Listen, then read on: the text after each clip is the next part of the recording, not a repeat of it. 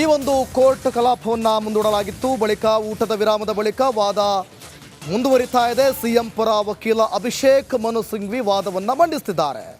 ನ್ಯಾಯಮೂರ್ತಿ ನಾಗಪ್ರಸನ್ನ ಪೀಠದಲ್ಲಿ ವಾದ ಮಂಡನೆ ಆಗ್ತಾ ಇದೆ. ಸಿಎಂ ಸಿದ್ದರಾಮಯ್ಯರವರ ಪರ ಅಭಿಷೇಕ್ ಮನು ಸಿಂಘ್ವಿ ವಾದವನ್ನು ಮುಂದುವರಿಸ್ತಾ ಇದ್ದಾರೆ. ವಾದ ಪ್ರತಿವಾದಗಳು ನಡೀತಾ ಇತ್ತು. ಅದಾದ ಬಳಿಕ ಊಟದ ವಿರಾಮ ಇತ್ತು. ಊಟದ ವಿರಾಮದ ಬಳಿಕ ವಾದವನ್ನು ಮುಂದೂಡಲಾಗಿತ್ತು. ಈಗ ಮತ್ತೆ ಮುಂದುವರಿತಾ ಇದೆ. ನ್ಯಾಯಮೂರ್ತಿ ನಾಗಪ್ರಸನ್ನ ಪೀಠದಲ್ಲಿ ವಾದ ಮಂಡಿಸಲಾಗ್ತಾ ಇದೆ. ಸುಭಾಷ್ ದೇಸಾಯಿ ಜಡ್ಜ್ಮೆಂಟನ್ನು ಓದಿದ್ದಾರೆ ಸಿಂಘ್ವಿ. ಈ ವೇಳೆ ನ್ಯಾಯಮೂರ್ತಿ ನಾಗಪ್ರಸನ್ನ ಪ್ರಶ್ನೆ ಮಾಡಿದ್ದಾರೆ. ಇವು ಆರ್ಟಿಕಲ್ 356 ಸಂಬಂಧ ತೀರ್ಪು ಅಂಥೇಳಿ ಆ ಒಂದು ಪ್ರಶ್ನೆಗೆ ಜಡ್ಜ್ ಹೇಳಿದ್ದಾರೆ. ಅಂದರೆ ಸುಭಾಷ್ ದೇಸಾಯಿ ಜಡ್ಜ್ಮೆಂಟನ್ನು ಸಿಂಘ್ವಿ ಓದಿದ್ರು, ಅದು ಉದಾಹರಣೆಯಾಗಿ ಕೊಟ್ಟರು. ಈ ವೇಳೆ ನ್ಯಾಯಮೂರ್ತಿ ನಾಗಪ್ರಸನ್ನ ಮತ್ತೆ ಪ್ರಶ್ನೆಯನ್ನು ಇಟ್ಟರು. ಇದು ಆರ್ಟಿಕಲ್ 356 ಸಂದರ್ಭದ ತೀರ್ಪು ಅಂಥೇಳಿ ಜಡ್ಜ್ ಸ್ಪಷ್ಟಪಡಿಸಿದ್ದಾರೆ. ಸಿಎಂ ಪರ ವಕೀಲ ಅಭಿಷೇಕ್ ಮನು ಸಿಂಘ್ವಿ ವಾದವನ್ನು ಮಂಡಿಸ್ತಾ ಇರೋದು. ಮೂಡ ಹಗರಣದ ಕುರಿತಾಗಿ ಸಿದ್ದರಾಮಯ್ಯನವರು ಟೆನ್ಷನ್ನಲ್ಲಿದ್ದರು. ಎಲ್ಲ ಟೆನ್ಷನ್ಗಳನ್ನು ಬದಿಗಿಟ್ಟು ಇವತ್ತು ಕೋರ್ಟ್ನಲ್ಲಿ ಭಾಗಿಯಾಗಿದ್ದರು. ಕೋರ್ಟ್ ಕಲಾಪದಲ್ಲಿ ಇವತ್ತು ಏನಾಗುತ್ತೆ, ಏನೆಲ್ಲ ನಿರ್ಧಾರಗಳನ್ನು ತೆಗೆದುಕೊಳ್ಬೋದು, ಏನೆಲ್ಲ ಆದೇಶ ಆಗ್ಬೋದು, ಅಥವಾ ಮತ್ತೆ ಈ ಒಂದು ಪ್ರಕರಣ ಅಥವಾ ಈ ಒಂದು ಕೋರ್ಟ್ ಕಲಾಪ ಮುಂದೂಡಲಾಗುತ್ತಾ? ಈ ರೀತಿಯಾಗಿ ಸಿದ್ದರಾಮಯ್ಯನವರಿಗೆ ಹೈ ಟೆನ್ಷನ್. 17ನೇ ಆದೇಶ ಪರಿಶೀಲನೆಗೆ ಒಳಪಡಿಸಬಹುದು ಅನ್ನುವಂಥ ಮಾತುಗಳು ಕೂಡ ಈಗ ಇಲ್ಲಿ ಸರಿಯಾದ ರಕ್ಷಣೆ ನೀಡದೇ ಇದ್ದರೆ ಸರ್ಕಾರದ ಪತನವಾಗುವಂಥ ಸಾಧ್ಯತೆ ಇದೆ. ಸೊ ಸರ್ಕಾರದ ಪತನ ಆಗುವಂಥ ಲಕ್ಷಣಗಳು ಯಾವುದು ಕೂಡ ಇರಬಾರ್ದು. ಇದೇ ರೀತಿಯಾಗಿ ರಕ್ಷಣೆಯನ್ನು ನೀಡದಿದ್ದರೆ ಸರ್ಕಾರ ಗ್ಯಾರಂಟಿ ಪತನ ಆಗುತ್ತೆ ಅನ್ನುವಂಥ ನಿಟ್ಟಿನಲ್ಲಿ ಸಿಂಘ್ವಿ ಹೇಳ್ತಿದ್ದಾರೆ. ತುಂಬ ಎಚ್ಚರಿಕೆಯಿಂದ ಸ್ಕ್ರೂಟ್ನಿ ಆಗಬೇಕು ಅನ್ನುವಂಥ ಮಾತುಗಳನ್ನು ಕೂಡ ಹೇಳ್ತಾ ಇದ್ದಾರೆ. ಊಟದ ವಿರಾಮದ ಬಳಿಕ ವಾದ ಮುಂದುವರಿಕೆಯಾಗಿದೆ.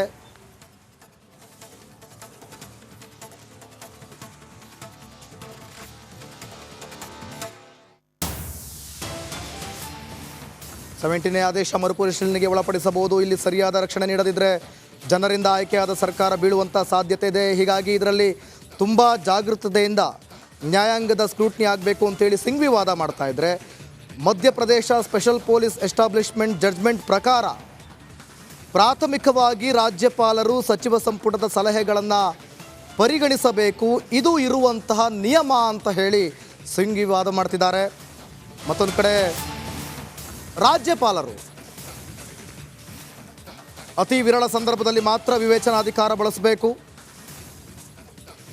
17ನೇ ಆದೇಶ ಮರುಪರಿಶೀಲನೆಗೆ ಒಳಪಡಿಸಬಹುದು. ಸರಿಯಾದ ರಕ್ಷಣೆ ನೀಡದಿದ್ದರೆ ಸರ್ಕಾರ ಪತನವಾಗುವಂಥ ಸಾಧ್ಯತೆ. ಹೀಗಾಗಿ ಇಲ್ಲಿ ತುಂಬ ಜಾಗೃತೆಯಿಂದ ನ್ಯಾಯಾಂಗದ ಸ್ಕ್ರೂಟ್ನಿ ಆಗಬೇಕು ಅಂಥೇಳಿ ಸಿಂಘ್ವಿ ವಾದ ಮಂಡಿಸ್ತಿದ್ದಾರೆ.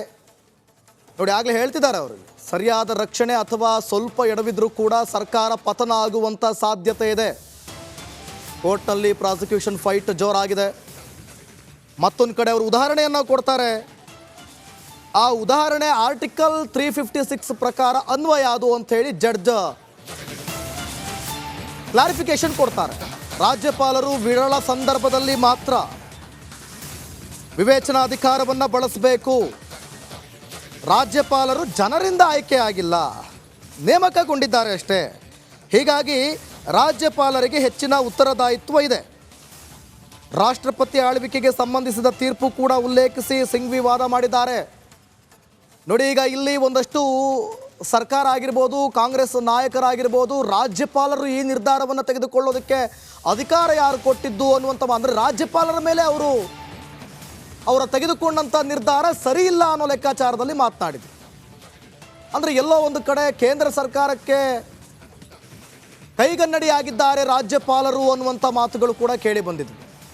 ಅದನ್ನು ಕಾಂಗ್ರೆಸ್ ನಾಯಕರು ಕೂಡ ಆರೋಪವನ್ನು ರಾಜ್ಯಪಾಲರ ಮೇಲೆ ಇರಿಸಿದರು.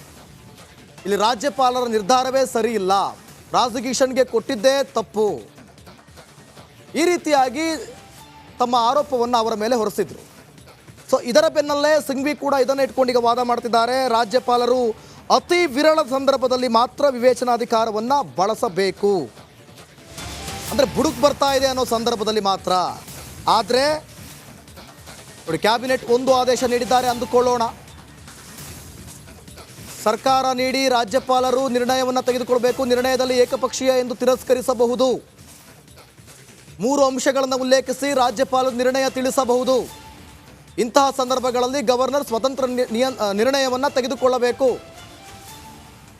ನೋಡಿ, ಈಗ ಏಕಪಕ್ಷೀಯವಾಗಿರಬಾರ್ದು.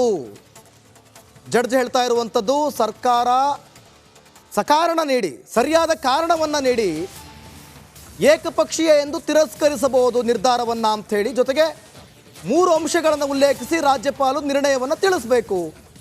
ಜೊತೆಗೆ ಇಂತಹ ಸಂದರ್ಭಗಳಲ್ಲಿ ಗವರ್ನರ್ ಸ್ವತಂತ್ರ ನಿರ್ಣಯವನ್ನು ತೆಗೆದುಕೊಳ್ಬೇಕು. ನೋಡಿ, ಈಗ ರಾಜ್ಯಪಾಲರು ಯಾವುದೇ ಒಂದು ನಿರ್ಧಾರವನ್ನು ತೆಗೆದುಕೊಂಡರೂ ಕೂಡ ಅದರಲ್ಲಿ ನ್ಯೂನ್ಯತೆಗಳಿವೆ ಅಥವಾ ಏನೋ ಒಂದು ಪರ ಮಾತನಾಡ್ತಿದ್ದಾರೆ ಅಂತ ಅನ್ನುವಂಥ ಸಂದರ್ಭದಲ್ಲಿ ಏನು ಮಾಡ್ಬೋದು, ಏಕಪಕ್ಷೀಯ ಅಂತ ನಿರ್ಧಾರವನ್ನು ಮಾಡಿ ಅದನ್ನು ತಿರಸ್ಕರಿಸಬಹುದು. ಏಕಪಕ್ಷೀಯ ಅಂದರೆ ಒಂದು ಪಕ್ಷದ ಪರವಾಗಿ ಅಥವಾ ಅದರ ಕೈಗನ್ನಡಿಯಾಗಿ. ಈ ವೇಳೆ ನ್ಯಾಯಮೂರ್ತಿ ನಾಗಪ್ರಸನ್ನ ಮತ್ತೆ ಪ್ರಶ್ನೆ ಮಾಡಿದ್ದಾರೆ. ಎಂಪಿ ಪೊಲೀಸ್ ಎಸ್ಟಾಬ್ಲಿಷ್ಮೆಂಟ್ ಕೇಸನ್ನು ಉಲ್ಲೇಖಿಸಿ ವಾದ ಮಾಡಿದ್ದಾರೆ. ಸರಿಯಾದ ಅಂಶಗಳು ಇದ್ದರೂ ಕೂಡ ರಾಜ್ಯಪಾಲರು ಅಸಂಬದ್ಧ ಆದೇಶವನ್ನು ನೀಡಿದ್ದಾರೆ. ಕ್ಯಾಬಿನೆಟ್ ಒಂದು ಆದೇಶವನ್ನು ನೀಡಿದ್ದಾರೆ ಅಂತ ಅಂದ್ಕೊಳ್ಳೋಣ ಅಂತ ಜಡ್ಜ್ ಹೇಳಿದ್ದಾರೆ. ಸಕಾರಣವನ್ನು ನೀಡಿ ರಾಜ್ಯಪಾಲರು ನಿರ್ಣಯವನ್ನು ತಿರಸ್ಕರಿಸಬಹುದು ಅಂತ ಹೇಳಿದ್ದಾರೆ. ನಿರ್ಣಯದಲ್ಲಿ ಏಕಪಕ್ಷೀಯ ಇದೆ ಅಂತ ಹೇಳಿ ಕ್ಯಾಬಿನೆಟ್ ನಿರ್ಣಯವನ್ನು ತಿರಸ್ಕರಿಸಬಹುದು ಅಂತ ಸಿಂಘ್ವಿ ವಾದ ಮಂಡಿಸಿದ್ದಾರೆ. ಒಟ್ಟು 3 ಅಂಶಗಳನ್ನು ಉಲ್ಲೇಖಿಸಿ ರಾಜ್ಯಪಾಲರು ಸ್ವತಂತ್ರ ನಿರ್ಣಯವನ್ನು ತಿಳಿಸಬಹುದು. ಒಂದು ವೇಳೆ ಏಕಪಕ್ಷೀಯವಾಗಿರಬಹುದು ಅವರ ನಿರ್ಣಯ, ಅಂದರೆ ಸಂಪುಟದ ನಿರ್ಣಯ ಏಕಪಕ್ಷೀಯವಾಗಿರಬಹುದು ಅಂತ ಹೇಳಿ ಕೂಡ ತಿರಸ್ಕರಿಸಬಹುದು. ಆದರೆ ಅದಕ್ಕೆ ಸರಿಯಾದ ಕಾರಣ ಇರಬೇಕು. ಪ್ರೈಮಾ ಫಸಿ ಪ್ರಕರಣದಲ್ಲಿ ಇರಬೇಕು ಅನ್ನುವಂಥ ಸರಿಯಾದ ಕಾರಣಗಳನ್ನು ಕೊಡಬೇಕು ಅಂತ. ಇಂತಹ ಸಂದರ್ಭಗಳಲ್ಲಿ ರಾಜ್ಯಪಾಲರು ಸ್ವತಂತ್ರ ನಿರ್ಣಯವನ್ನು ಕೈಗೊಳ್ಳಬೇಕು. ಎಂಪಿ ಎಸ್ಟಾಬ್ಲಿಷ್ಮೆಂಟ್ ತೀರ್ಪಿನಲ್ಲಿ ಅಸಂಬದ್ಧತೆ ಇತ್ತು, ಏಕಪಕ್ಷೀಯ ಇತ್ತು, ಹೀಗಾಗಿ ರಾಜ್ಯಪಾಲರ ಆದೇಶವನ್ನು ಎತ್ತಿ ಹಿಡಿಯಲಾಗಿತ್ತು. ಆದರೆ ಈ ಪ್ರಕರಣದಲ್ಲಿ ಕೇವಲ ಕಾನ್ಶಿಯಸ್ ಏಕಪಕ್ಷೀಯ ಎನ್ನುವ ಕಾರಣಕ್ಕೆ ಅನುಮತಿಯನ್ನು ನೀಡಲಾಗಿದೆ ಅಂತೇಳಿ ಸಿಂಘ್ವಿ ವಾದವನ್ನು ಮಂಡಿಸ್ತಿದ್ದಾರೆ. ರಾಜ್ಯಪಾಲರು ಸಚಿವ ಸಂಪುಟದ ಶಿಫಾರಸನ್ನು ಕೂಡ ಏನು ಪಾಲಿಸಬೇಕಂತೇನಿಲ್ಲ. ಜಡ್ಜ್ ಹೇಳ್ತಿದ್ದಾರೆ, ರಾಜ್ಯಪಾಲರು ಸಚಿವ ಸಂಪುಟದ ಶಿಫಾರಸನ್ನು ಪಾಲಿಸಬೇಕು ಅಂತಲೂ ಕೂಡ ಏನಿಲ್ಲ.